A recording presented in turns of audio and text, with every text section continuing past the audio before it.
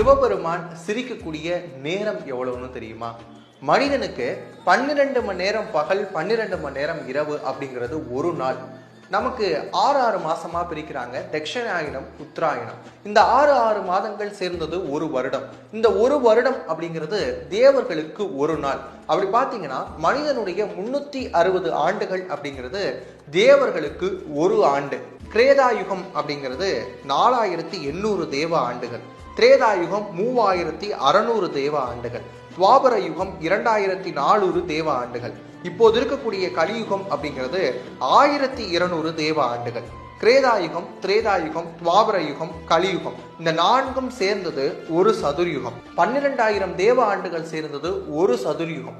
2000 சதுர்யுகம் அப்படிங்கிறது ஒரு பிரம்மாவினுடைய நாள், ஒரு நாள்.